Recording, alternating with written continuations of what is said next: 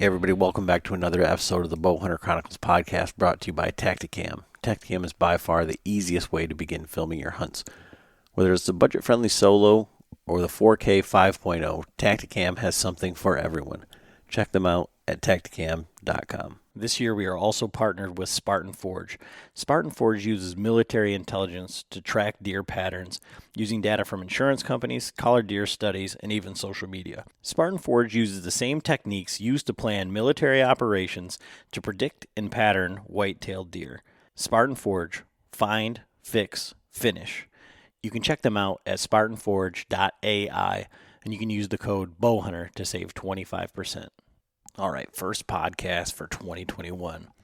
This podcast is just John and I going through kind of our plans, things that we've got going for 2021, and then gear recap. So we go through some of the things that we liked and maybe didn't like for the gear that we're going to change, and kind of things that we're going through. And then, I mean, we've got a lot of stuff coming up with giveaways through Patreon and a couple other things. One of the big things that we're going to do is we've had some people ask about, John showing how to set up bows and things like that. So what we're going to do through our YouTube, and if you haven't checked that out, you can go to YouTube and just type in Bowhunter Chronicles. All the podcasts go up there, as well as any of the review videos and things that we did.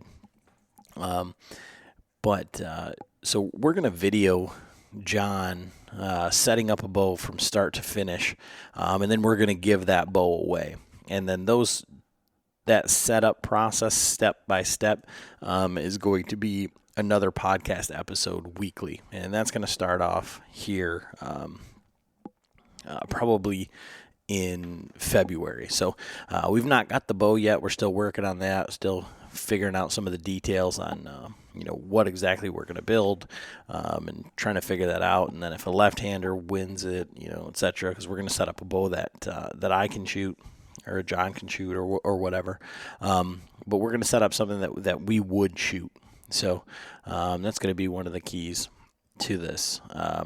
And so for that giveaway, that's going to be for anybody that listens, not just the Patreons, but the Patreons are going to get multiple different entries, basically kind of from when they started as a Patreon. That's why I said if you were in last year, you're going to get a bunch more entries in that. And there's going to be other ways to enter, but regardless, that's what we're going to do. We're looking forward to that. Total Archery Challenge in Boyne, I think, is we've got that plan to go. They haven't opened up registration, but we did rent our condo, so we're going to be up there at the Total Archery Challenge at Boyne Mountain, and we'll probably give that bow away up there. So there's going to be plenty of time to get signed up for this bow, so it's not anything that we're going to be rushing through. But that's our plan for that. And so if you do want more entries or you want to check out Patreon is basically a crowdfunding for creators. So what it does is it helps us to do things like this, but it helps us for equipment. We got some wireless mics that we tested those right after we did this podcast to make sure that everything is going to be the best possible quality that we can do. I mean, the recorder that I'm recording on this, that's because of the Patreons, and then we do the give backs, the giveaways, and put that money right back into giving back. And that Patreon giveaway for the last quarter for that Mystery Ranch pack, and then the Badlands rain gear, I'm going to go live next Tuesday, so Tuesday the 12th, about 9 Eastern time, after I put my daughter to bed. And we'll announce the winners for that. And you can check that out at patreon.com/Bowhunter Chronicles podcast. For this quarter, we're partnered again with Tactacam.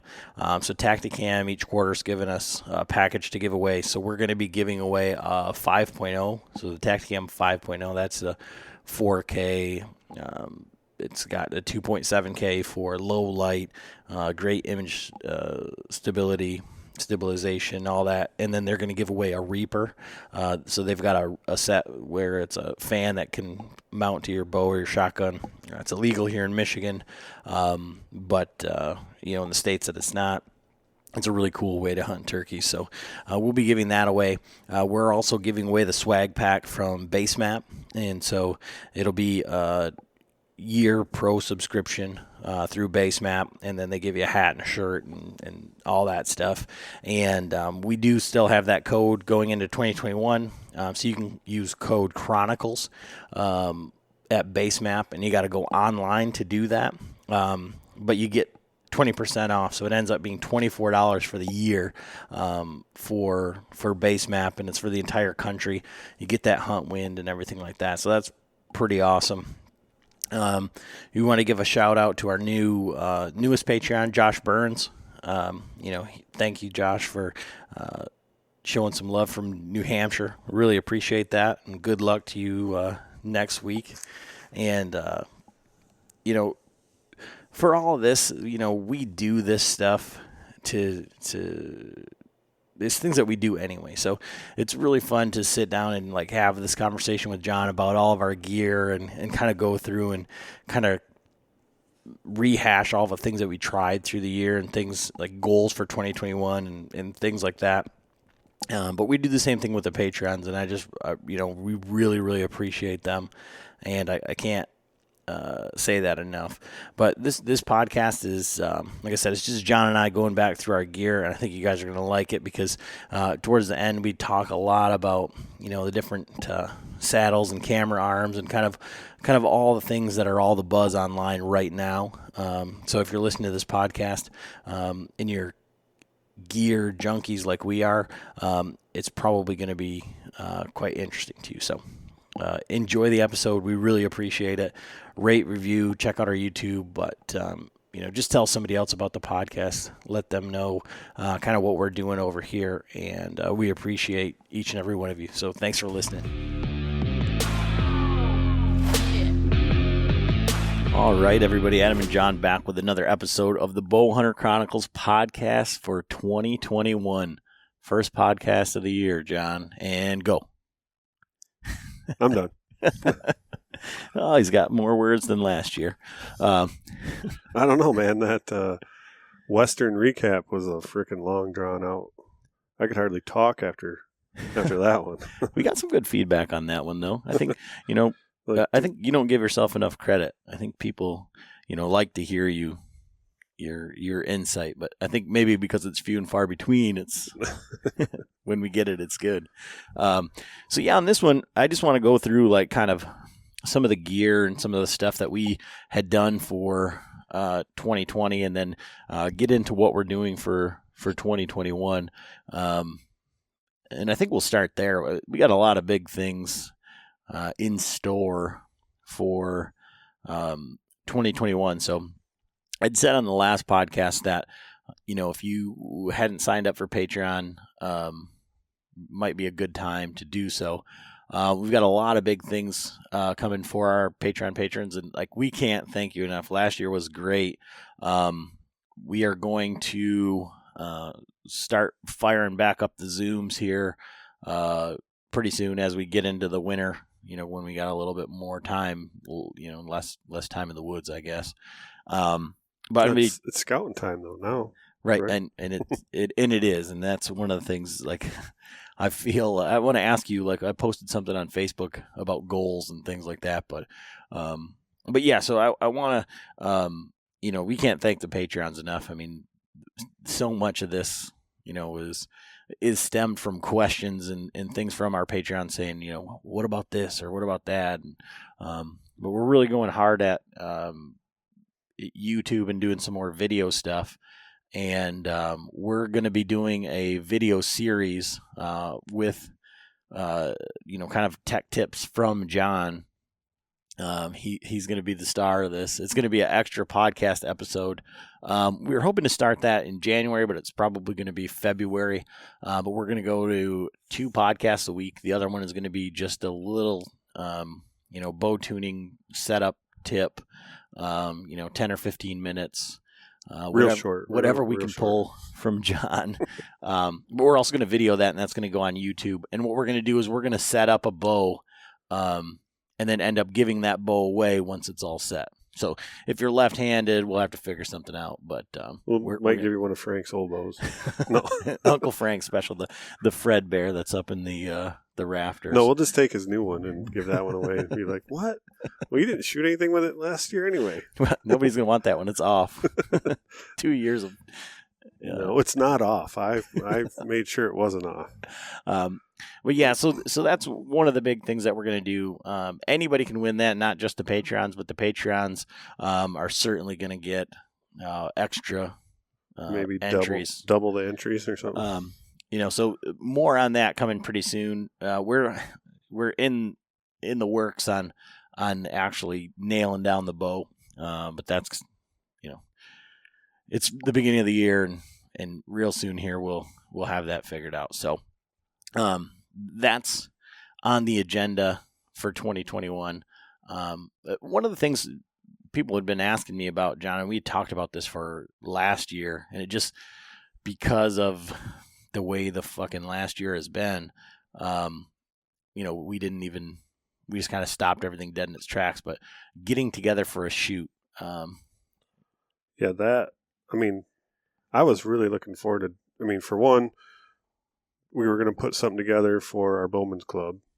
And then two, we all love going to TAC. And it just, it was still on, but it just didn't work out with our schedule because we were all going out west at the same, or right around that same time. So we couldn't swing it. But definitely if things work out, if this COVID bullshit gets kind of straightened out, then, we still have that option. We just got to. Yeah. And we've got, essentially the keys to the club at our Bowman's Club. So, it's a huge facility. For those guys here in Muskegon, that know about it, it's a. But it would be worth if it wasn't that far a drive or something like that, it'd be worth coming for sure. Because it's going to be. We had kind of talked about different things like doing like a saddle demo and having other companies come in, and it's definitely going to. Yeah, it'd be fun. So we've got, the basics of the planning for that done, but we just need, the world to be okay with it, I guess. And not only that, our club has the indoor range with I think there's 9 lanes on the main range, which goes all the way back to 40. Then we have like a shooting tuning range. And so we have a full setup in there with the press, arrow cutters, bow vise, the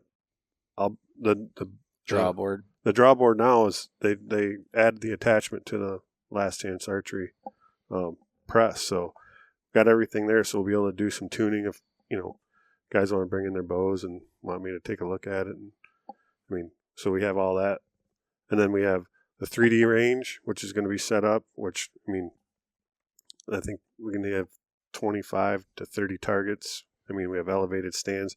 We also have the field range, which I think there's 14 in that. Well, it's 10 to 100 yard. Yeah, but like 14 stations. Mm-hmm. So, we could definitely, and then all the outdoor range, there's targets from 20 all the way to 80, right in the back range. So it's a top notch, Yeah, it's a really cool thing, and we're fortunate enough just to have access to it, and it'd be a great place to host an event. And so it's just a matter of,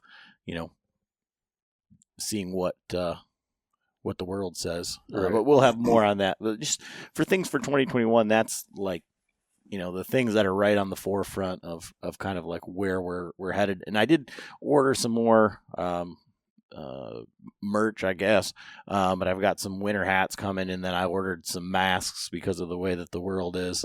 And we'll figure out what we're going to do with those and whatnot. But it's just, I was putting in an order for some stuff, and I was like, well, I like the masks that go over your face that you can just pull down instead of having to go around my ears and all that stuff. And with it being wintertime, it kind of makes more sense. Kind of like a neck gaiter. Yep, that's exactly what they are. So, but John, I had posted on Facebook, like, what are the goals for 2021 that guys have?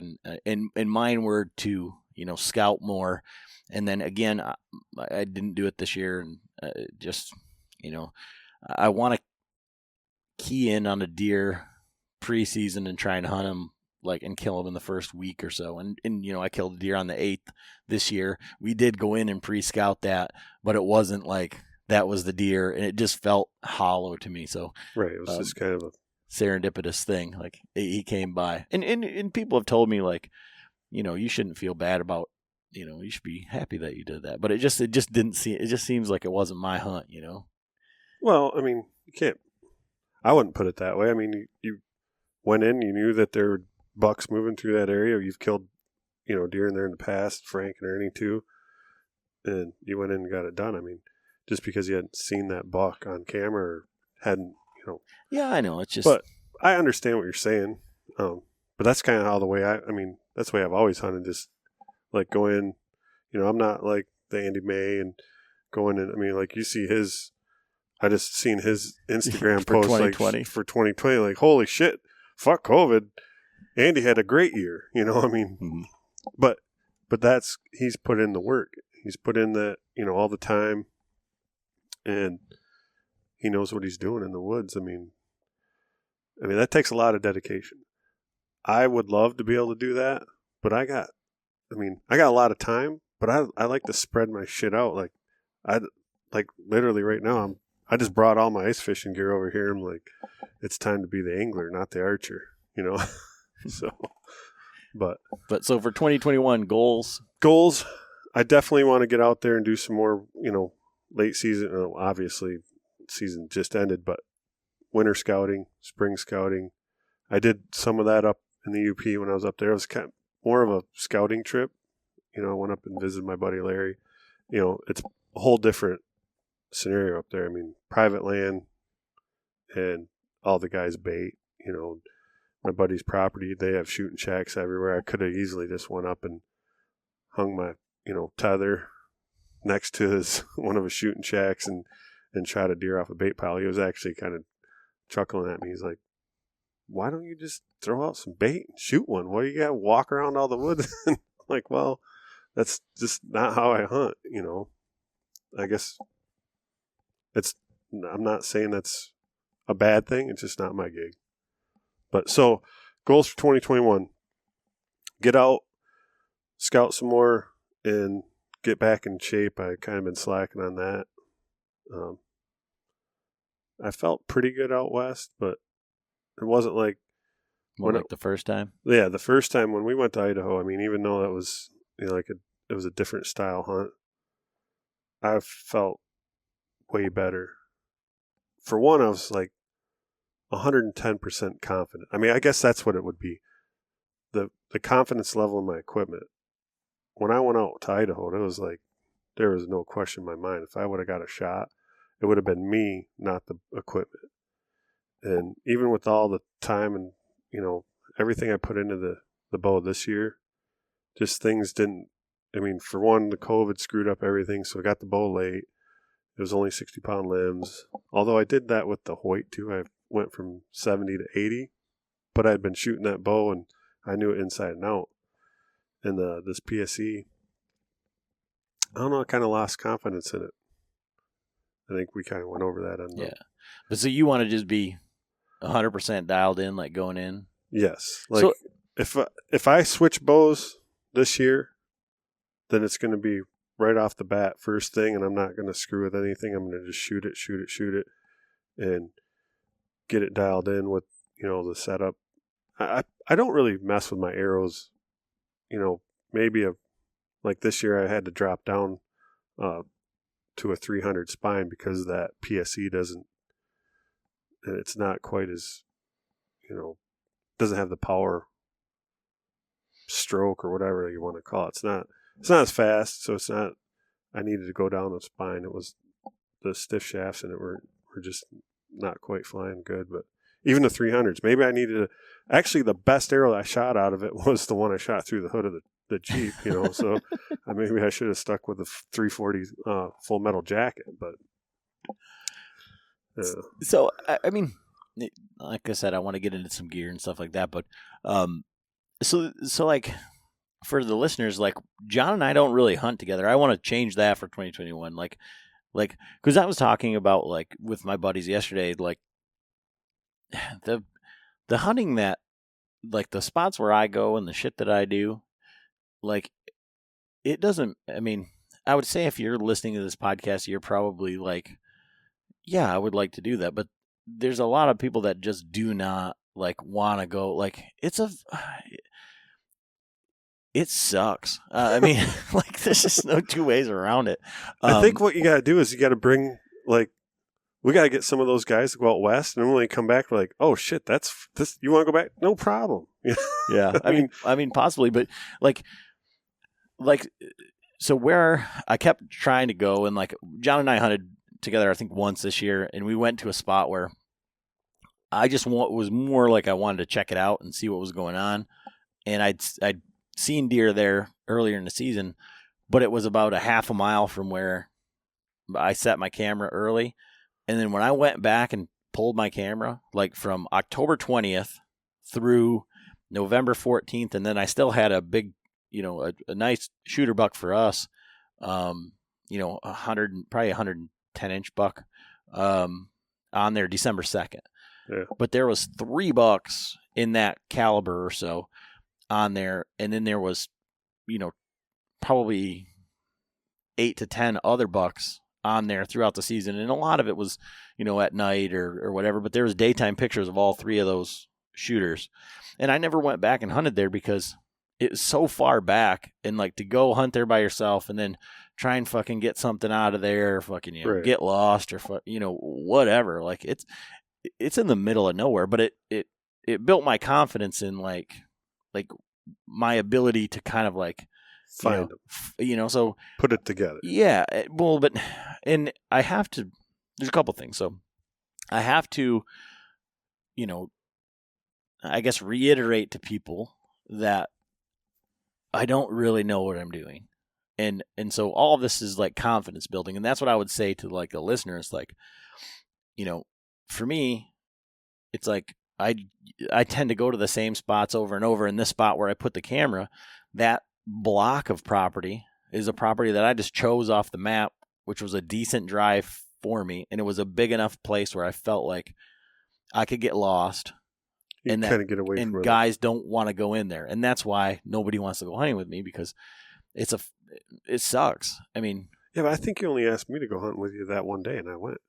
No, I asked you to go like other times. I say I'm going to go up here, but it's another one of those things where like I don't really know where I'm going in there. It's like, well, I just have an area, and now I'm like learning it, and I've figured it out. And it's funny because like one of the first features of this place that I dropped a pin on a map, like walking back through there when I went and reset my camera, like standing right there, you couldn't look like 10 feet in any direction without seeing rubs. I mean, it's just like that hub, and it's not a spot where they're bedding. It's certainly a travel corridor, which is what I thought it was going to be, which, to me is, I feel like I'm a much better rut hunter because of that. I can see transition, so I can see like where deer are going to go, but putting that camera out there and then getting good deer on there in a place where I'd never been or had no idea or never even heard that anybody killed big deer up there. Right. It gave me confidence. But when you listen to guys like Jason Campbell, or even like Andy May, or I was just reading something from somebody else on Facebook on one of the groups, and it sometimes takes them 2, 3, 4 years to figure out like where these deer and how they use a piece of property. So like for me, it's just like, okay, this is, I'm starting to put it together. Especially in an area like where you're talking, because it's not like you're hunting a piece of public that's surrounded by ag fields. No. And so it can change from year to year too. I mean, because the mass crop might be different, the browse, whatever. I mean, it could take, one year it could be great, but then in the next year they might not be moving through there because there's no acorns, or or they might be going the other way. And one thing also that I think bears mentioning, and something that I learned this year, was everybody that we talked to and really tried to to get information from, it wasn't just one of our buddies we were chatting or whatever, was that these guys have hunting spots from 15 minutes away to 3 hours away. and their average drive time is usually, an hour and a half or something like that. So that's one thing where I think about, like, we can be in Ohio or Indiana in 3 hours. Right. I mean, if we changed the view of, like, the way that we looked at this, and we were saying, okay, well, I'm not going to hunt in area unless I know there's going to be big bucks there, and I'm going to change my radius of where I'm going to hunt to only areas where there's bigger deer.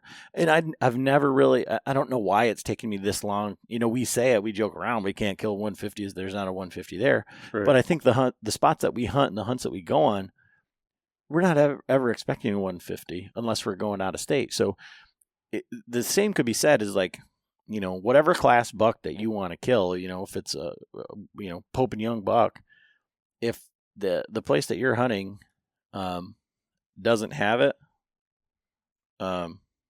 if it doesn't have a 125, and you want to kill one, well, you go and scout and find these places. Don't just stick to the places that and that's kind of what I was getting at, like, this long form way to come back around to say, like, so because John and I don't hunt together that often, like, what is your hunting style like going out, like, because I've never been to, like, any of your spots, like where you hunt or whatever. So are you just sticking to places where you think you're going to kill a deer, or are you seeking out, like, big deer, or how is it, like, and how is that, I guess, how, as you go into 2021, like, and you're talking about doing more scouting and stuff, like, how is that shifting your focus? So, well, for years, like the last few years, I just been trying to focus on a legal buck, like trying to find a legal buck for Jet mainly, my son. This year he didn't even hunt. He had baseball and all the other crap, and I don't know. I think he's more in the rut since he's 17, so now he's got his mind on other things. But, like, when I went up to my buddy's property up there, now he's got trail cameras out everywhere, and he had some good bucks. I mean, good bucks for Michigan. Well, there's a 114 point or something. Yeah, that was like a monster. That was like the biggest buck up there, but that was kind of a fluke. Like, the rest of the bucks are probably like 110, maybe a 120. I mean, so, if you think about it, I'm like, I drove almost 7 hours. I could have been in Ohio and for sure been on, some 150 class bucks. But 120s all day. I mean, exactly. And, but now you're talking out of state tag and, find a place to stay where, he's got 2 houses up there.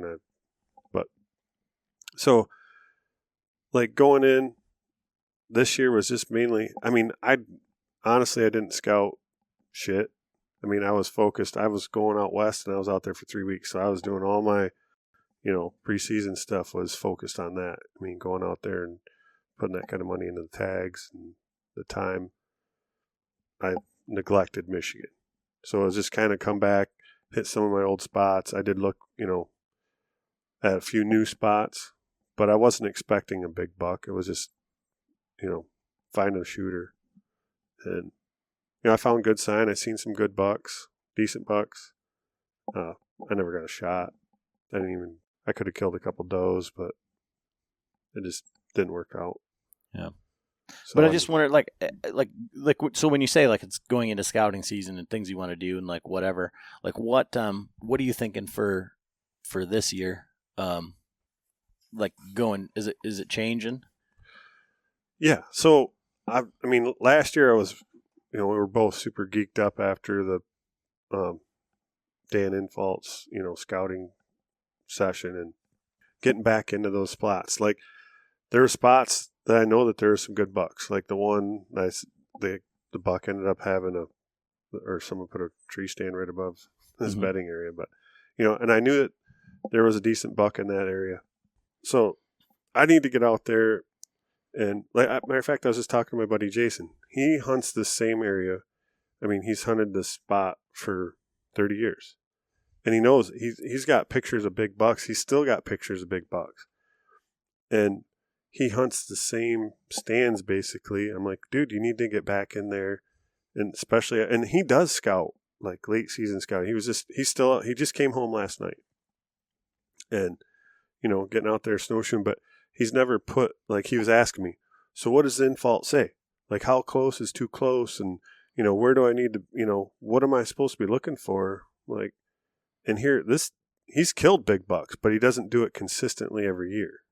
He's not like, Andy May getting out, but he's a good hunter, but getting out there and figuring out where them big bucks are bedding and like how close you can get to it and what what they're browsing on, what they're doing out in the swamp or whatever. He's got both swamp and hill country, and depending on like what I was just saying, some years the deer are all up in the hills because there's acorns up there like crazy, and then that's a real tough hunt. Like I've been up there hunting, that situation. It's just like the deer just kind of go wherever they want, bed down, and there's like no pattern.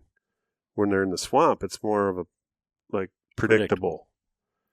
But so I need to get out there, do some more, just like we did over there with Dan. Get out, find the buck beds, find out, what's still available. I mean, really, if there's some big bucks in the area or shooter bucks. Well, you need to come up then with me, and we'll do some scouting on the property up there, and not where I took you, on the other side where it's, because the thing is, when I went with John, I took my brother-in-law, and granted, my brother-in-law and I hung that camera, and it was a 3-mile round trip to hang that camera. Was that when he puked? No, that was when we hunted together, and he threw up. And that wasn't even that hard. I don't know that we told that in the podcast. I went hunting with my brother-in-law, and sorry for and first he went and tried to get us lost on the way out, and I said, no, this is where we're going. Like, he was just running like way too fast, big climber on his back, and he ended up, we got back to exactly where we started. We did a big old circle. I said, all right, I'm going to lead this time. And he fell over. He tripped over a log and was just laying there with the climber over his head, just laid there for a few minutes. We got maybe 250 yards from the truck, and he goes, I got to stop. And then he starts throwing up. I'm like, Jesus Christ. So, that's why I know nobody wants to go hunting with me, I guess. But yeah, so back there I figured out the most direct route to get in there that's good for predominant wind. And then I found like where the bedding area is. I found the edge of the travel routes where they're working. I got a camera hung on the outside of the bedding area right now because I mainly want to see what bucks survived, and I'd like to see kind of one of my cell cams is up there. I want to see when they drop their antlers, because I'd like to go in there and find a shed and actually try it. But I want to put in some time up there to try to figure that out for that early season thing. But what I'm realizing too is like when I hear these guys in Park McDonald or Byron from the Whitetail Experience, and these guys say that they're getting up at like midnight, 1 o'clock, 2 o'clock, and going. Like, that's why, because it takes me a solid, if I'm just hoofing it to get back out there, it takes me, probably 50 minutes in the dark to get 30 minutes away from where I want to hunt. So, like, do the math. But like that 50 minutes is like through the nastiest fucking bullshit to finally get to where it opens up enough so that I can make a half-hour trek through the open to where I want to go. So, but that's where I want to like focus my time. But if you want to like really do some Dan in-fault shit, I got it for you.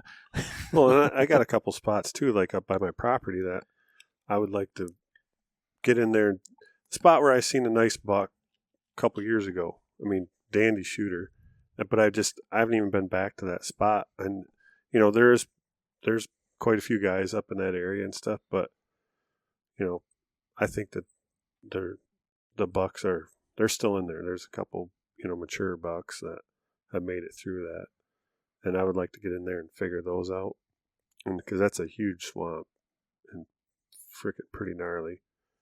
And when I even found that spot, I back then we had the Onyx, And on Onyx, I just was, zooming through there and zoomed up, and it, like, on their topo map, you can see like the marshy look, and I found one little spot like out in the middle of that wasn't marshy. So I put a pin on that, and when I got out there, like what you were saying, I put the pin on. I ended up setting up a tree.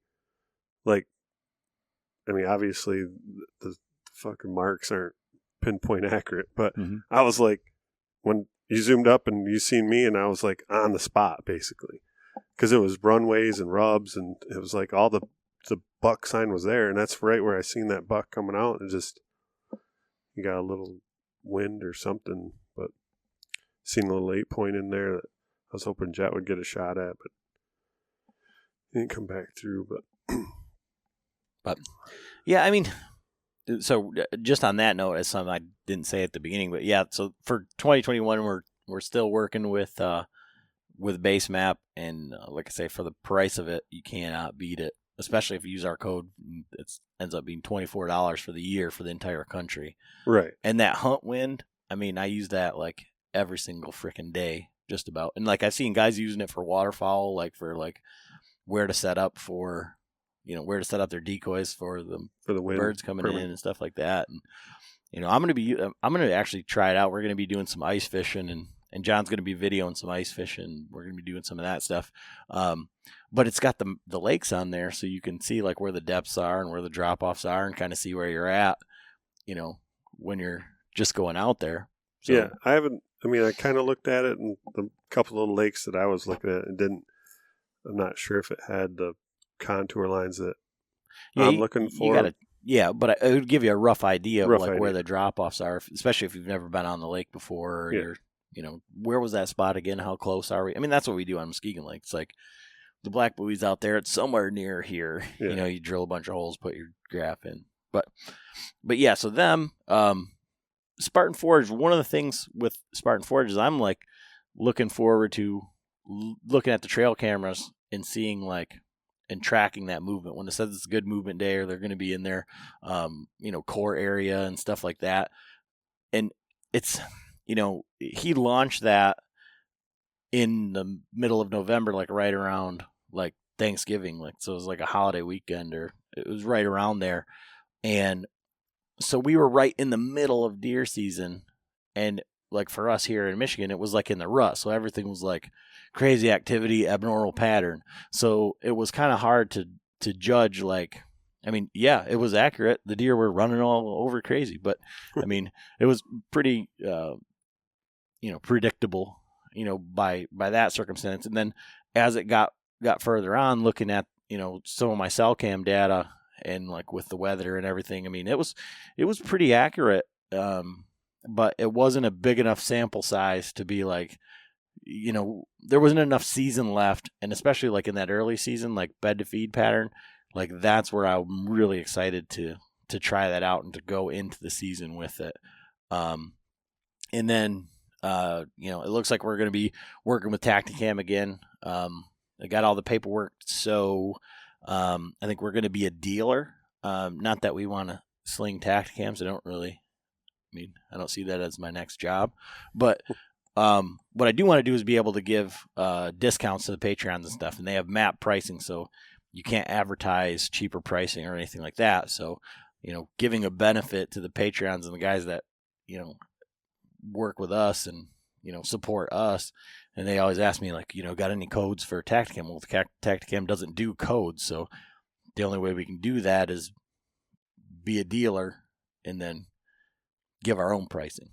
So, right. So it looks that's the other thing. I ran that reveal up on my property. I used it up in the UP a little bit and had my, the learning curve with it. And you got to turn it on. You got to turn it. You got to take it off program. Make sure you turn it to on. Make sure you don't have a crappy SD card in there, and with corrupt files to end up having to reformat it. But now that I got it on my property, I mean, that thing is awesome. So I'm definitely plan on picking up more of those and getting them in the woods, and then keeping them in there, throughout the year.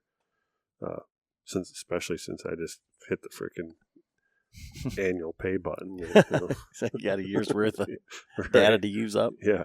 So yeah, the reveals definitely going to.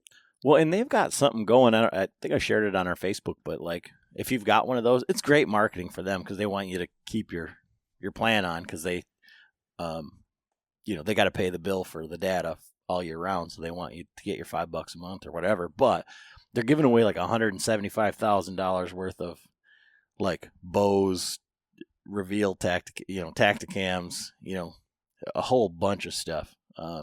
That group runs Expedition Bows. They run Element Outdoors, clothing.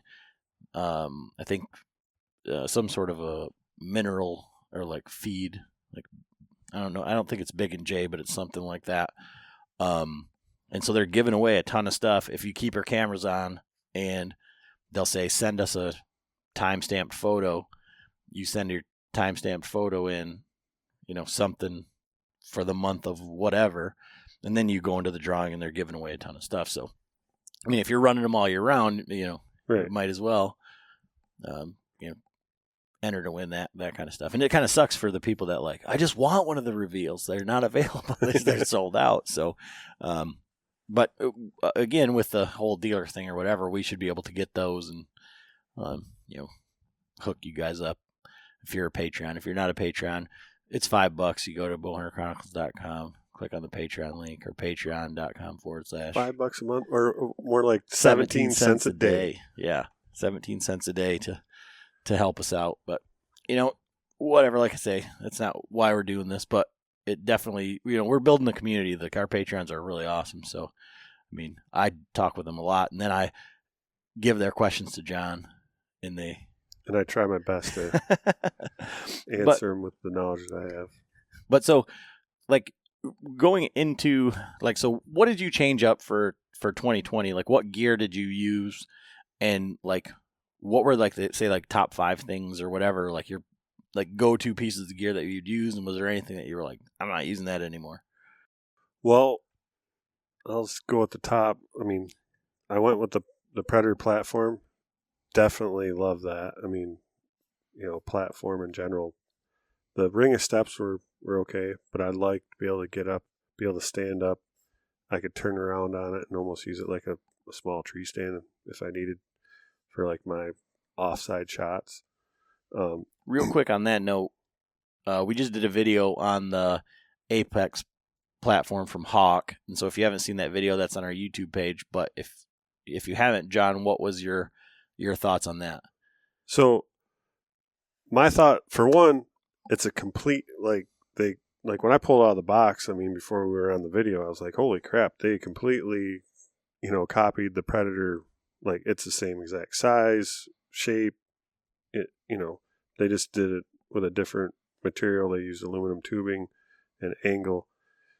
It's definitely a cheaper model, but for the DIYer guys that want to go out and they don't want to spend the $200 or $180, whatever it is for the Predator, it's a base to start with because it's far from perfect, but it's not a complete piece of shit. I mean, just go to our video. You can see, like, we put it on the tree right off the bat. It was snowy here, so, and we're both talking about in the beginning, like, it's probably going to squeak. And be slippery. So I put my Predator down, and I stepped up on that first, and obviously no squeaking, super super stable, no slip, side pressure on it, everything. That thing works perfect. Stepped up onto the Apex, and right off the bat, squeak and slip. And I had my crispy. Whatever they are, the Colorados or whatever, my hiking boots, and they have super good grip, and completely slipping off. Did side pressure and it kicked out really bad. So just not, and even the buckle on it, like because we were trying to get it to not kick out. So I was pull it up and I would step on the top, And so I really put extra pressure on that buckle. And when we went to take it off the tree, I actually thought we had bent the latch out. It'd like come out farther than what I think it should have been. So it's just, just go check the video out. Yeah. But I just wanted to say, like, for just going to any platform over Ring of Steps, something to think about. Yeah. You get what you pay for. So the guys that want to save some money and, do it yourself, fix it up, it's got potential, but But so going to a platform. I switched over to the Phantom, and then with the Oplex ropes, rope band, definitely, those were all definitely, good step ups. I mean, for me, loved all that. What else? I'm trying to think. Ended up going back to my old bow and stuff. So, that was just nothing new in that department. I definitely got to get rid of the freaking bow ropes. I look like a yard sale up there. I'm still using my pack, and hopefully it don't blow up in here. Frank just unplugged the stove before we started. So definitely got to do something with the pack situation. The one thing that we got rid of, or I got rid of at the end there was, well, let me go back even farther. Last year I was using the big muddy frickin' arm that you could put a frickin' TV camera on, Got rid of that, went to the 4th Arrow without on the limb base. And that worked. It worked okay. It's a trade-off. It's a trade-off, yeah. Then right at the end there, Adam ended up getting me I don't even know. Yeah, it's from DIY Bow Hunter on Instagram, Mark, and he's got a link to his website. I'm sorry, I don't know what it is, but he does a lot of 3D printed stuff, and he's made some of our Tacticam mounts, and basically I can call him and say, "Hey man, what do you think about this?" And he'll be like, "I can do that." So right. I send him a little bit of money. He sends me, whatever I thought up in my head. So it's pretty, a pretty basic arm, but that for me worked just as good. Well, and just the light and oh, go ahead. Super light compared to, and then it was a 3-piece arm too. So I know 4th Arrow has a 3-piece arm. I think that's what you were using. Yeah. And for saddle hunting, I think you definitely want a 3-piece arm, because when you got to go like between you and the tree, it's definitely nice to have that extra hinge point in there. And then you can wrap it around the tree and keep it tight instead of having it sticking out. So if you're going on your, if you're swinging around the tree and you're shooting on the same side as the camera, you don't have it sticking out in your way. In the price point on that arm is, I think he needs to have a Versa button on there. I haven't got back with him. Like he's saying, well, literally let me know what you think, and we'll see what we can come up with. And I said, well, I'm going to give it to John, and John's going to give it he'll tell me what's wrong with it. Yeah. It definitely has some, it was basically like kind of a prototype, really. Well, he's got them. Yeah, but the way I look at it is like, well, it definitely needs a Versa button. It could be tightened up a little bit, but it worked for my situation. Yeah, and I think that's one of the things that we have to remember, like when we're doing this. And I was, I think it was on his post or one of the things I'd posted, and he'd message me back or whatever. But like, it was he commented on the last podcast that we did with Tim, and he said, there's only so many ways you can film a deer getting shot, Right. And I said, for me, that's why sometimes, like, when I don't feel like setting up the camera arm, I don't. I feel like I've got, like, GoPro or Tacticam wide and Tacticam on my bow. I've got my phone to do an interview or do whatever, and then I just open my backpack and I have the camera sitting there. So if there's deer like way far off, I'll video them like freehand, and then I'll just put it back in my backpack. Like, there's just some times where I'm just like, you know what? Screw that. Yeah, because despite like what everybody wants to do. We're not a TV show. We're not doing that. And then the other thing is that like I'll watch other people's YouTube and I try and support everybody that does it, but there's just so much monotonous stuff. Like, you know exactly what it's going to look like, and like it doesn't do anything for me. So I just want to see like the shot and the recovery kind of. Well, that's what I was just going to say is like how many people out there really want to see the interview? Like when I mean, yeah, I know I want to kind of know what's going on, but I don't want to sit here and watch 10 minutes of interview, like self-interview. Well, and then 30 seconds of footage with a shot. And it's like, you know what, then just give me the shot. I mean, I don't need to. And it's whispering. And what's funny is my wife, like, she just, like, I'm watching YouTube and they're whispering. It's like, oh my God, turn that down, turn it off, change the channel. I can't stand that.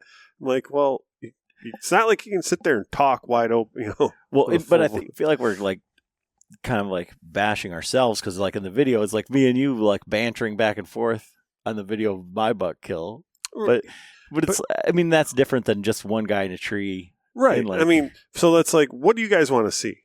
Do you want to just see some footage of, you know, like a 5-minute video going on us shooting some shit, or do you want to see, you know, exactly, you know, Adam's mug and talking like, okay, I'm doing this. There's a buck over here. No, I'm just messing around. But everybody knows I don't like to talk a lot. And then especially, I don't like looking at myself in a camera and doing a video and, you know, doing a freaking, you know, whatever. Interview. Like, I don't like interviews. Why am I doing one? Yeah. I'm interviewing myself. I hate that shit. You know, I hate interviews. Why am I going to interview myself? But so I get it. I mean, my phone's full of them. Not that I've posted any. I mean, but the thing is like if you shoot something, you want to you don't.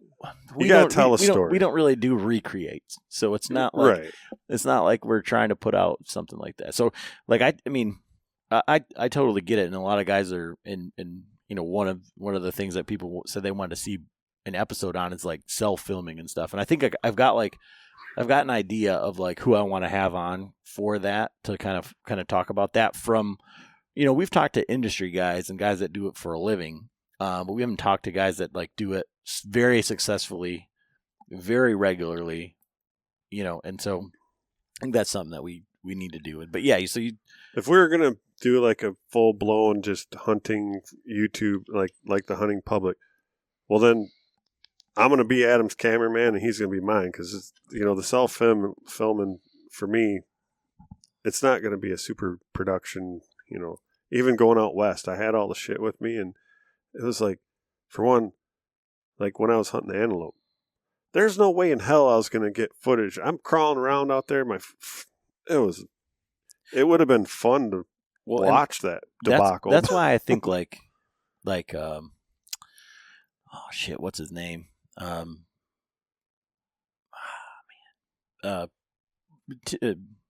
Tim Ensley, he mentioned him. On the last podcast, but so like Remy and then Tim from Solo Hunter. Oh yeah. Like when they do that, it's like unbelievable. Like so I'm so engaged like watching that, and like when you say that there's only so many ways to do something, like I feel like a big mountain hunt like that. And like very rarely. I mean, I think they have a couple episodes where they did like whitetails, but most of the time it's like big game, like spot and stock stuff. Like self-filming that stuff is just like riveting, you know? Right. But you got to look at it two ways though. Like I was going out there and had limited time. I mean, and I had a lot of time actually compared to most people. I was going out there for 3 weeks. I mean, I had 3 weeks set aside where I was going to go out and just chase animals. But I'm not an experienced elk hunter. That was my first time ever setting foot after a freaking antelope. And, you know, mule deer, that was my first ever shot. And you're not an experienced videographer. Exactly. So it was like, well, for one, I got to get some under my belt, you know. And so it's hard enough going out there and killing an animal, let alone self-filming damn things. So like Remy and those guys, that's what they do. No, but I'm just simply saying like that. So that style to me is like this super cool. I'm not saying that it can be done, but I also like guys like listeners don't think that when John gets back here, like from his trip, I'm like, "What the fuck, man? I sent you out there with all this." It's not like that at all. He's lying. But it's like, if you can do it, then do it. Right. And it's hard. I mean, I did a ton of like the Tacticam self, like when we're walking in and calling. Obviously, you can do a lot of that stuff, but getting the animals on that, the Tacticam worked out good because if you remember to hit the button, which I did with the elk when I shot him high in the back, and, but I didn't when I killed the mule deer, and I didn't even have the Tacticam on my bow when I shot at the freaking antelope, the first one. I had it on the bow at the second one, but the when battery, you're shooting at him 100 yards. Well, the battery died when I have some footage of me and the bow crawling. There might even been a picture of that freaking sea urchin looking cactus that freaking tore up my knees. So you were at the so you switch up your camera arm. Yeah. And so what was there anything that was like, you'd recommend to everybody, or like that was like the... Well, for one, I'd recommend the reveals, which everybody already wants those because they're sold out. Because they said that's the first trail cam I ever owned. I was just like, I don't want them getting ripped off, and then going into a spot and just putting my scent down. It's so nice to be able to. The only place I didn't have service is up in the UP, and I mean, literally, there's like no service in that area where I'm for anything. So I wasn't surprised, but like. Where I have my Tacticam or the reveal right now on my property, like I have Verizon and my cell phone, like I'll get one bar maybe and it'll be like searching. I can't get a phone call up there, but I can send a text out if it's a text, not an iMessage. And so it'll like eventually go off into the ether. But when I put that reveal up, I have an AT&T reveal. I don't know if it would matter or not, but I put that antenna on and that sucker had full bars, and it's just like bam, I get pictures left and right off that. So that I would definitely recommend if you're looking in the market for new trail cams. My buddy Eddie, he ended up buying 3 or 4 of them, and the one went through the freaking Bridgers fire. So he actually had we already talked about that, but he had firemen on his camera. That was pretty cool. But that definitely one of the things that we've been talking about is finding a pack that is good for saddle hunting and self-filming. I love those Wild Edge steps for the packability. They are kind of heavy. 5 of them is not enough. I think 7, maybe 8 would be better for because I like to get up. I like to be able to get up high enough if I need to. And so I was actually like carrying 5 of those. Then I'd grab one of my XOPs or 2 of those and be like, man, this is this is a pain in the ass. So a pack that I can get, 7 or 8 Wild Edge steps in.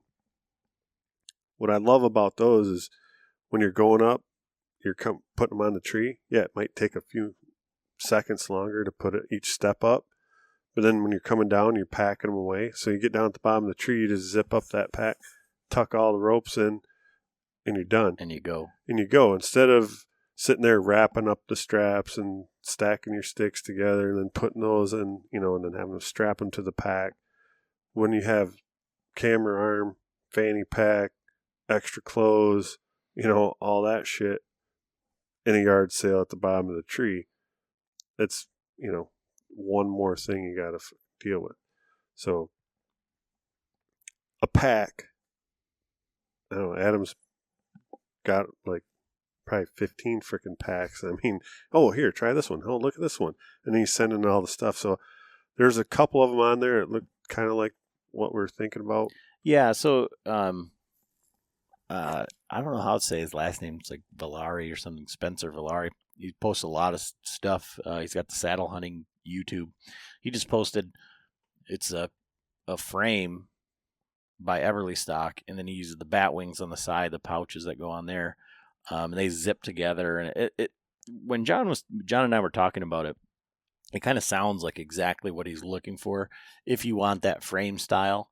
And then the Eberly Pack X2 or Eberly Stock X2, Parker McDonald uses that one. A lot of the tethered guys use that one. And it looks like it'd do that, but I don't know that it has a frame in it.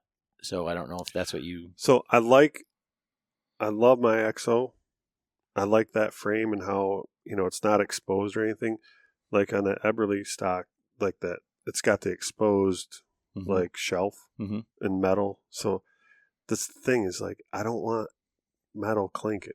Well, and I don't, because I was trying to think about like how... I don't necessarily want the shelf sticking out. I may just have to buy a couple of those bat wings and see.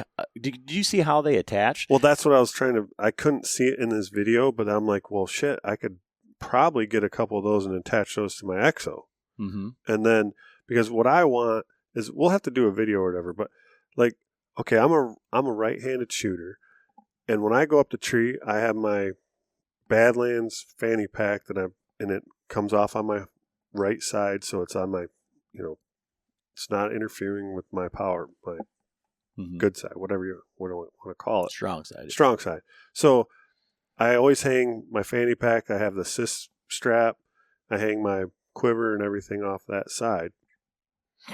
And then I got my bino harness, which, I like walking in with my bino harness on, because if I, spot a deer or something, I have my rangefinder clipped to that. But then when I get it in the tree, I don't like wearing my bino harness with my bridge. Ends up, if like I lean over anything, you end up making noise that pops and snaps on the bridge rope. So I would like a pack. So like right now when I have my Badlands, I open it up and I put my binos right there.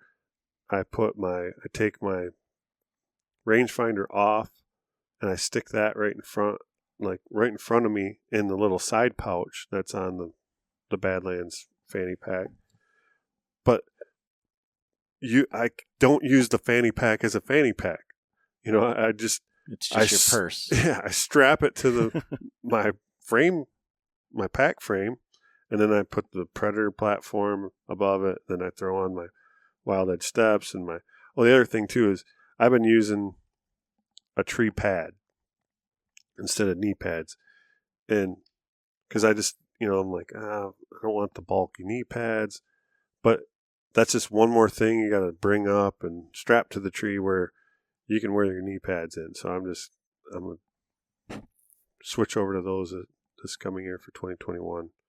Try to find a new pack that works out good for all of the situation. I'd like to be able to just leave it on, climb up the tree, pull out my Predator, hook it to the tree, and open it up and have my binos right there on the side, so where the bat wings kind of look like you'd be able to do that as long as they're quiet. As soon as I watched that video, and the first thing he does is unzip it and pulls out his binos with the harness on, like the strap, and I was like, I got to send this to John, because it's right. But it almost looked like, I don't know what that material is, but it almost looked kind of loud, and like, I don't want to have loud material, That's the biggest thing.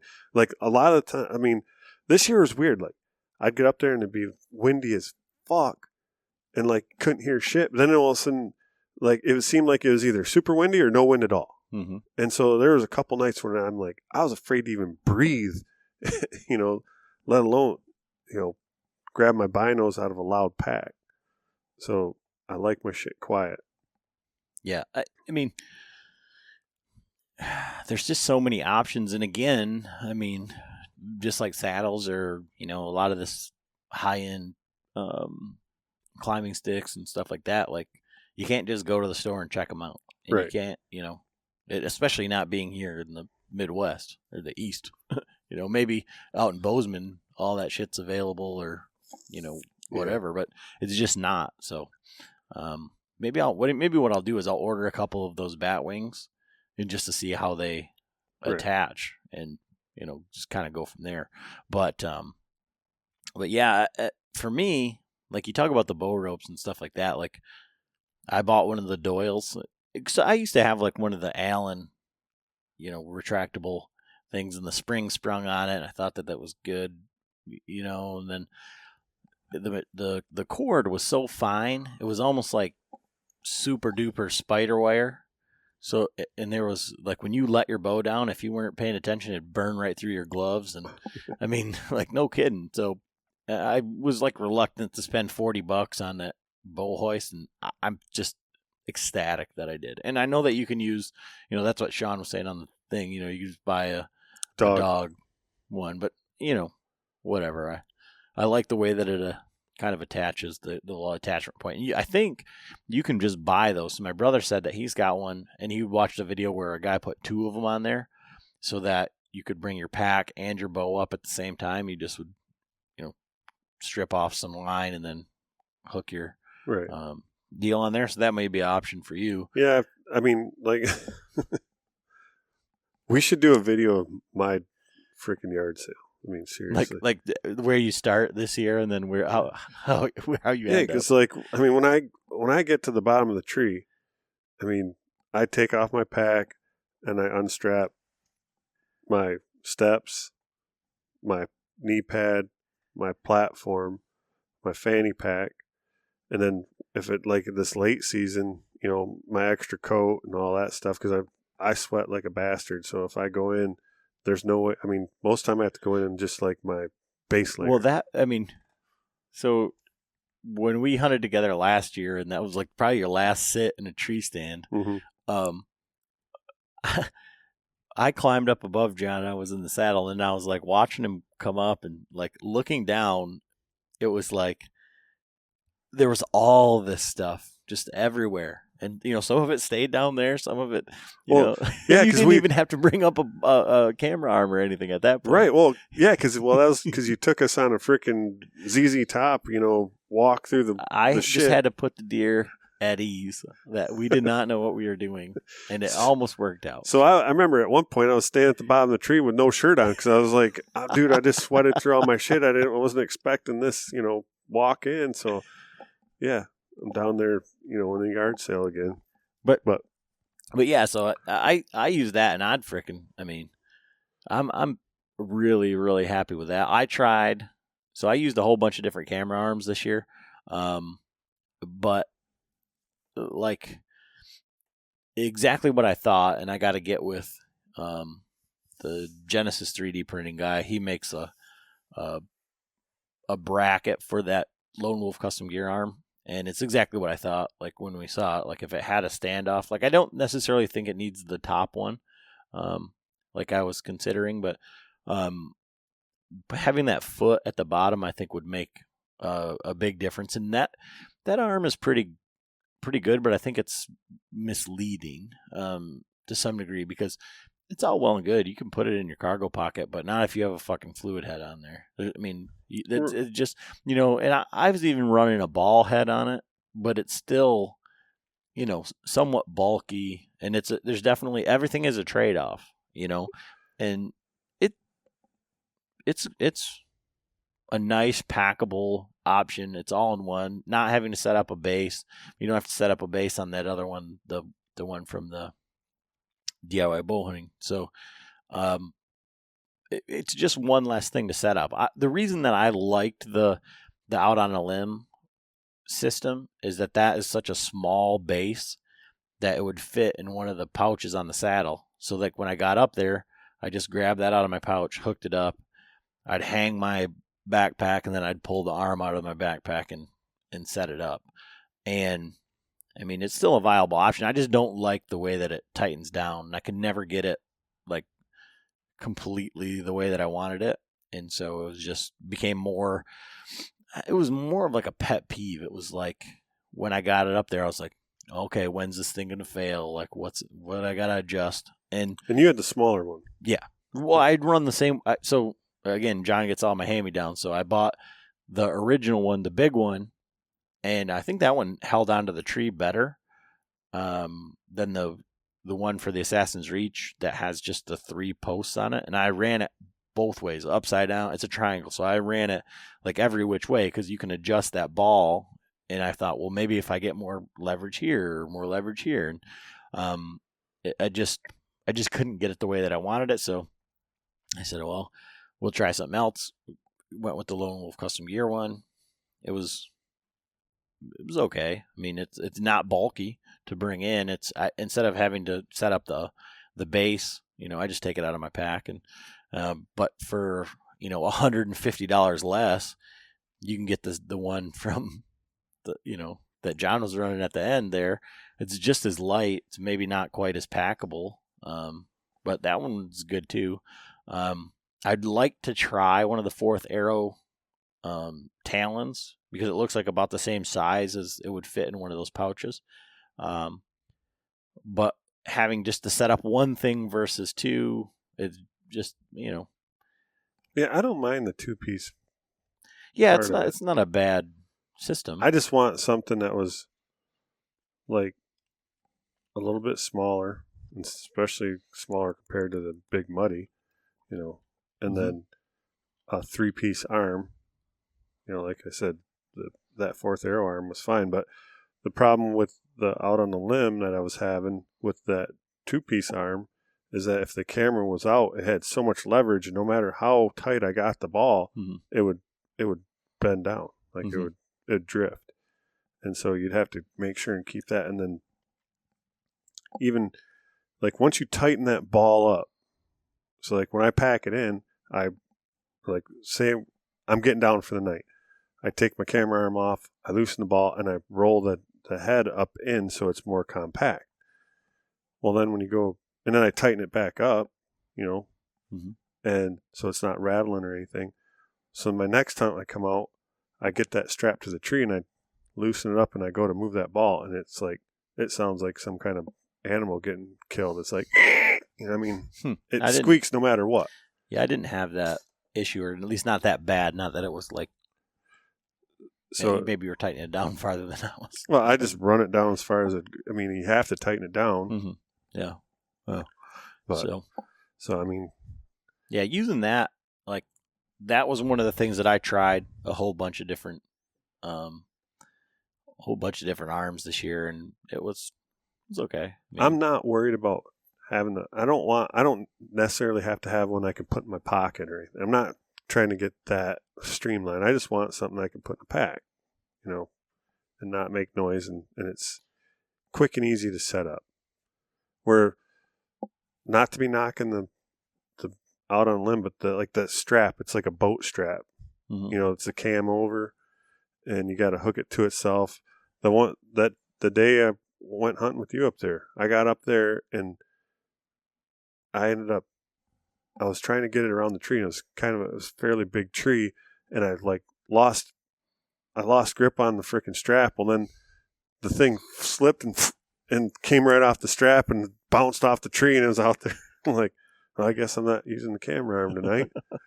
But so that was like one more thing to freaking deal with. But I just want a streamline, like something quick. Yeah, and pull out of the pack. And that's the thing, is building your confidence and your the repeatability. Just like that's when for the amount of times this year that I forgot something or couldn't find it in my pack, that's one thing that I suck at, because I just, at the end of the night, like you said, I just throw everything in there. I'm like, I'll figure it out next time, and I never do. With my Badlands fanny pack, I know where everything's at. I have there's so many different zippers. Yeah, like the little side pouches. Sometimes I'll have a little hook in there. Or I'll throw some shit in that, like a battery or something. But I know where. Okay, the camera's in the main pouch. The GoPro is in the main pouch. My other pouch has got my flashlight, my grunt call.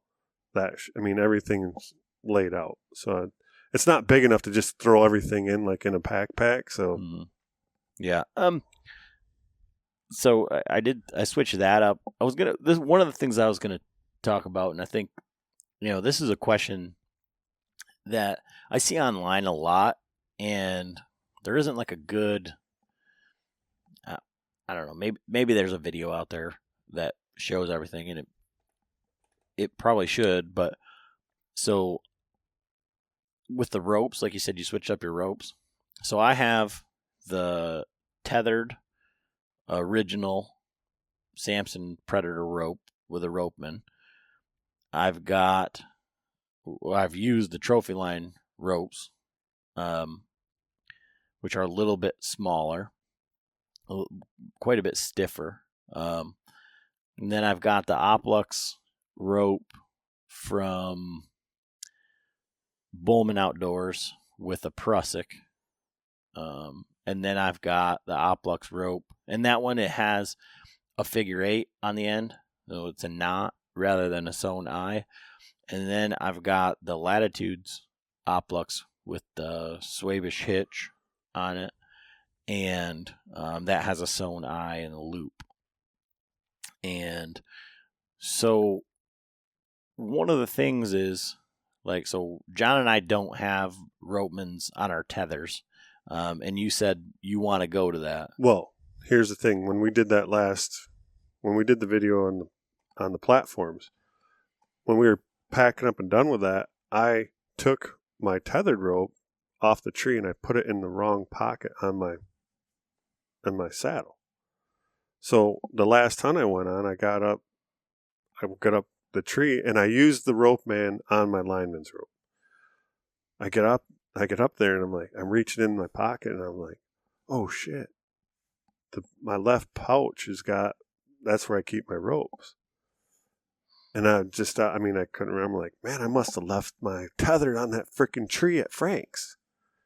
So don't ever do this out. I mean, if you guys are listening, don't ever try this, but I was a dumbass and I'm like, I'm up the tree, I'm going to hunt.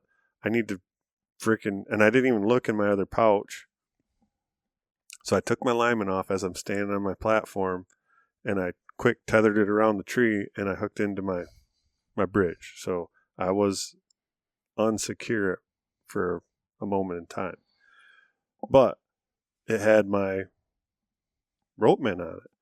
Well, when I put that much weight, like when I was sat down, it was, I think that rope is almost too small for that Ropeman. Well, it is. It's not rated for that 8 millimeter.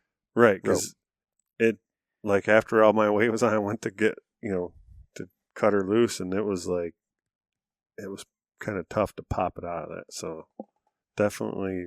Well, and that's the reason, I believe, is, if there was a fall, that they don't want it to just cut it, shear it.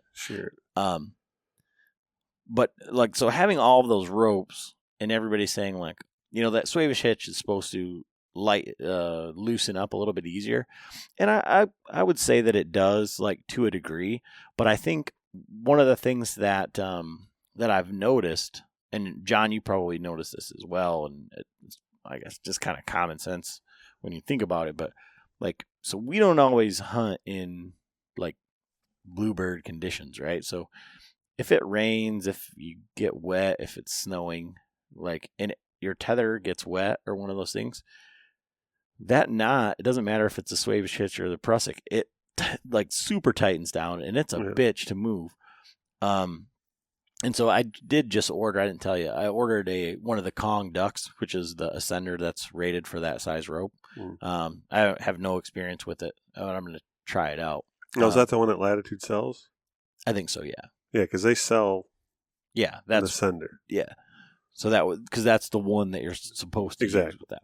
But anyway, so I've used all those different ropes, and having the ability to pack that rope down so tightly, like, if you would have did that with your Trophy Line rope, I feel like, or if I would have done it with the Samson, like, Predator rope, like, you wouldn't not notice that it was in the other pouch. Like, you definitely know that there's something there. I mean, it packs down to nothing. So, like, nothing against Latitudes, that sewn eye and everything cost a bunch of money.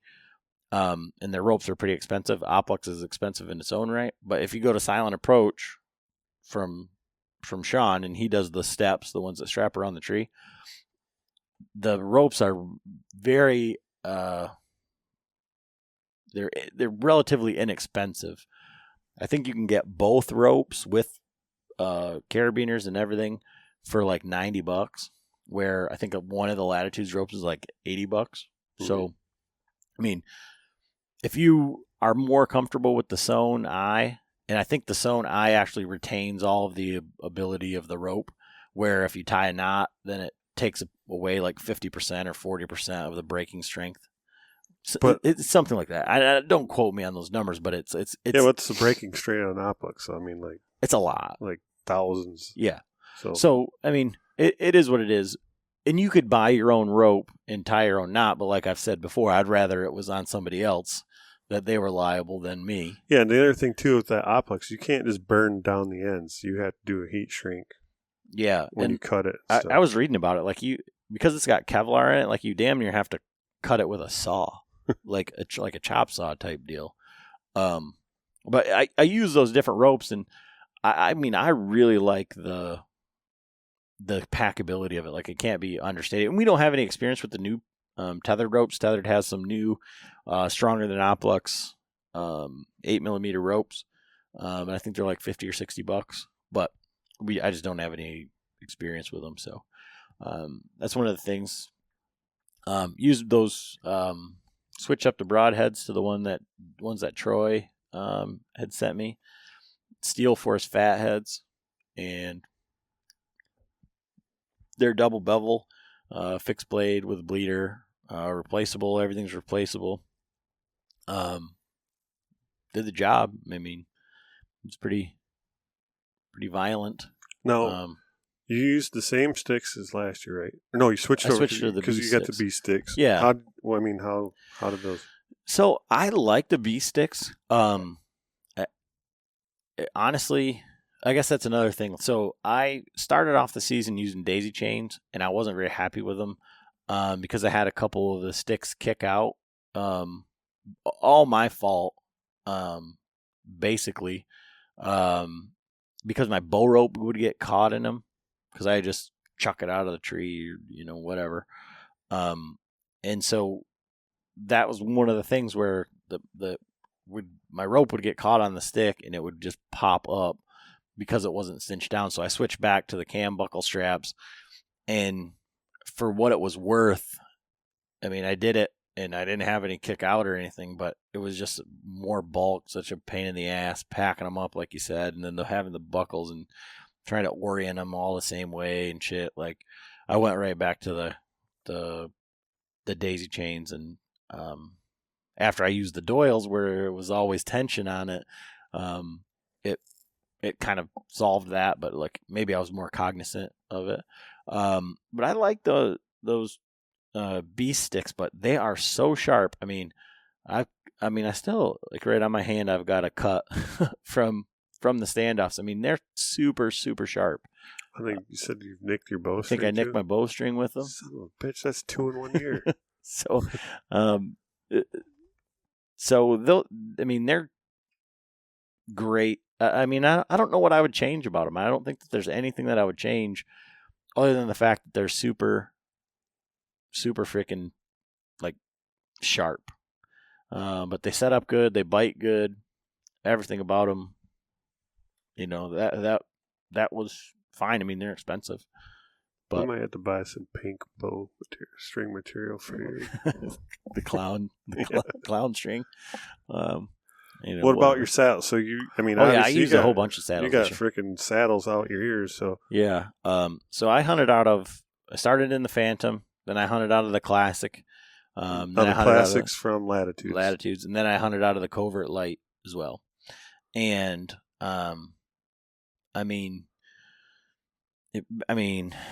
so of those, I think the Classic from Latitudes is probably the best value for a like minimalist saddle. Like it does basically everything that the Phantom does. It doesn't have the comfort channels, but it has adjustable bridge loops. Now they're on Prusik, and the Tethered guys did all their due diligence and they did all their testing, and they had their bridge loops with a Prusik like that. And they said over time it slips and it settles down into wherever it wants to, and that's why they put their comfort channels in there.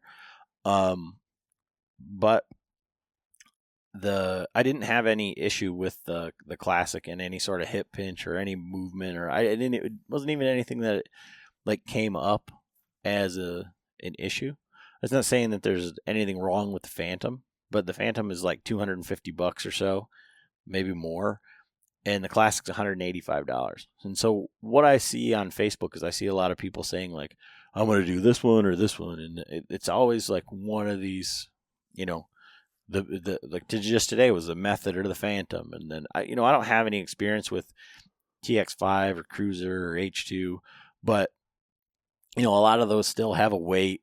I think TX5 is custom made, like they kind of like made to order, and they're only, they'll tell you like what number their order's on and if you really want them. And it could be the holy grail of saddles.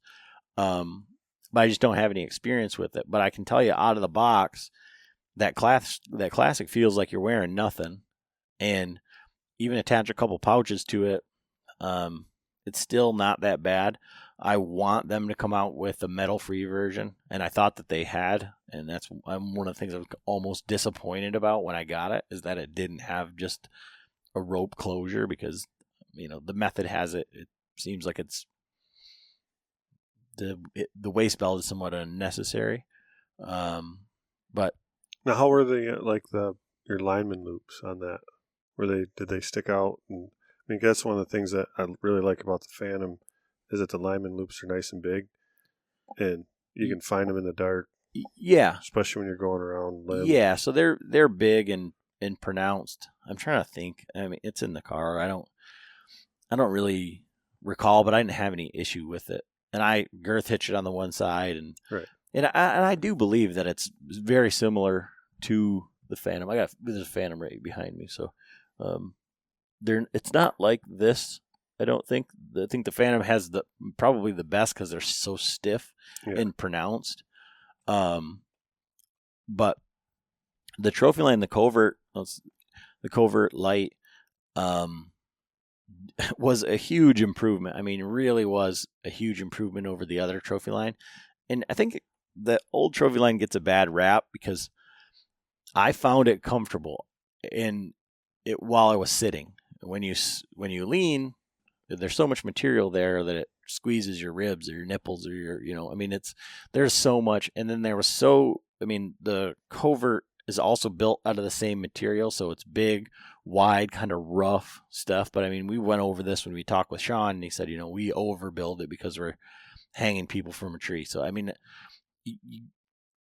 think you got to know that you're getting that with Trophyline, and I think that that's why I say like the Classic for like a minimalist style saddle, and for something more substantial. And it's funny because I've dealt with a whole bunch of guys now that say, well, we want something substantial, and it's an interesting thought process. So how many sits? I got that Covert Light, and I went out and hung it in a tree, and before we did the podcast with Sean, and it was comfortable. There were some issues like the buckle. One of the issues that like right off the bat, like you could not adjust those straps. And then before I could even ask that question in our podcast, he addressed that issue. Like they did that on purpose because once you break it in, then they'll move freely. Mm-hmm. Where if they would have built it with them moving freely, then once it broke in, then they would slip. It'd be too easy to move. Yeah, I hunted out of it 3 times. And for me, walking in with it and all of that, like the attachment point for the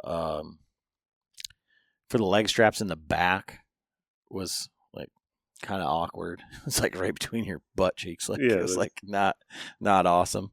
But aside from that, it was just like, wearing in like a battle belt type thing. It was just the belt on it is substantial, but the feel of everything about it was like they listened to what you were, right. What people had said, and it's still big. It's not quite as deep as the other one, I don't think, but the bridge, right? So I got a video to post about it, like the things that I would change, and the bridge is one of them. And it was interesting to hear Sean say that he didn't even use that carabiner on there. But like I measured it, and so you lose 9 inches of travel on your bridge. And so the way that I would have it set up, because of the way that the way that it is having I would girth hitch my left side of the saddle for the lineman and connect it over here, and then you'd have the carabiner. You wouldn't want the carabiner clicking over here, so you'd have it on your left-hand side over here on the bridge, so it'd be girth hitch on the right for the bridge, and then connect the carabiner. Well, on that rotation, I mean, you're losing it off of your weak side, but you lose 9 inches of travel through that bridge, and that's at no matter what. So if you were to shorten the bridge down, like you wanted a shorter bridge length, then I think it's than the 32 that it is. I mean, you're taking away your mobility of it. Yeah, and so like my issue with it was, it's got to. I don't want that metal, and then especially if you're going to have a metal on your strong side. Now, if you pull your bow up or something and you clank that, I mean, unless you're wrapping it all up, but you don't really want to wrap the whole thing. You want your yeah, and it's just, and so he talked about. I guess I never, I didn't I didn't dive any deeper into it, but to get rid of the carabiner altogether. Yeah, we didn't ask him how to do that. I mean, you could just tie a figure 8 with a bite on the end, and it wouldn't be adjustable. But we've talked on different. You'd have to retie the Prusik then. No, I'm saying if you wanted to keep a Prusik, you'd have to retie it and have a larger one, and then have to wrap it, run it through. Yeah, I think we're gonna do that on the one that the one that we've got. They sell a Utilibridge kit through H2 or some of the Amsteel guys. But what you do is you run a Prusik so that it adjusts, and you make a loop, and then you have to put another Prusik on there and tie it in. It's actually like a Swabish hitch on there so that it runs through that loop. But anyway, I've looked into it, and I'm going to do that. But I think if you were to just tie it, you could just tie a figure 8 knot around the bridge loop. Right. And then you just have a fixed length bridge. Right. Which, I mean, I didn't really mess with my bridge length too much this year, other than I'd loosen my waist belt way up walking in and just tighten my bridge down on that Classic and do that. And with it not being Amsteel, being rope, it didn't loosen up, where I think that the Phantom, when there wasn't tension on it, it would loosen up because the Amsteel is pretty slick. Yeah, I when I'd walk in, most of the time I didn't walk in with my my saddle on, just because I'd pull it tight, and then my hip flexors would start, because it was a long walk. It's just as easy to just roll it up and throw it in my pack or strap it on. But what I do, when I'm climbing or whatever, instead of having my bridge hanging there, I would tighten it all the way up. Then I'd tuck it, the tag into my offside pouch, and then it would be out of the way. So you don't have that catching on your step, especially with the Wild Edge. If you catch that and flip up your step, knock it loose or whatever. But yeah, so I hunted out of all 3 of those saddles, and I mean, I just find it comical where guys online have hunted out of one saddle, and it's not like we're been doing this for 10 years. I mean, there's guys that have been doing it for years and years and years and years, and they know what they like. Yeah, but what I mean is it's got to be even worse for them, because I see guys that have hunted out of one saddle, and they're or they've hunted one sit, and they're like, oh, I don't like this or this or this, and it's I really think that if you know what you like and how it's supposed to feel, you can, most of these saddles are adjustable enough that you can find a comfortable sit in it. It ends up becoming do you want one that's more substantial? Do you want a super minimal? Do you want a 2-panel? Do you want, are there things that you prefer, where it's just comical because people just straight out of the box, shit on stuff oh, this, that, the other thing. We are super fortunate in the fact that we get to talk to these guys. We get to try out this stuff. We get to go see it. My wife doesn't really care what I spend money on, so I'll order all of them, and we'll try them out, give them away, do whatever. But for people who are timid and don't want to make the jump, just call Adam and he'll send you one. You can try it. I just gave one of those covert lights to a kid from the other side of the state. Yeah, the one he gave me. He's like, hey, I need that covert back. But I have another one that is in Pennsylvania right now that guys are trying. And then one of the other trophy lines is down with Redneck Tech Podcast in Georgia. And then my trophy line, the Pro, is with my buddy Tracy. Yeah. So, because he stopped over. I actually gave him my trophy line. Said that we had got him talked into getting into saddle. So I'm like, well, here, take this one, give it a shot, and we'll go from there. Yeah, and I've sent them all over the country, to our different Patreons and stuff. So, it's just, like I say, we're just so fortunate that, we're able to check all these out and see them firsthand and, do all this. And I'm sure we'll have more, as the year goes on. But, yeah, I think the only other thing that I wanted to say about this year was, like, my boots. Like, I use them Quest 4D Solomons. Those, I don't like to tie my shoes. So, like, the way that they close, like, you can't just have them, like, half tied and slide in because the laces are too long and everything. But, basically, for everything that I've done, hunting-wise, without, being knee-deep in water, they're waterproof. I was knee-deep in mud and in water in them, and my feet were fine. But yeah, they look like like I said, I got the Crispies, but I actually looked at the Solomons, but they didn't have a wide in the model that you'd got. But then once you got them and put them up next to mine, they actually look a little bit wider. So yeah, and I just, boots are always such, like, it's one of the things I joke about, like, what's the most important piece of gear? Like, boots, always boots, and their boots are expensive, and, you got to try them on and all the shit, just what you were saying. But I'll say one of the other cool things is that we'll have at least some input on, we're not affiliated with them or anything, but we did get Frank a set of Gumleaf boots for Christmas this year because he's been through a couple different pair of rubber boots, and he always is just complaining about leaking and, not like they used to make them. And I'm like, well, they make these ones that they're supposed to be, 85% rubber. They're supposed to last. They're supposed to be, And you said they're real flexible too.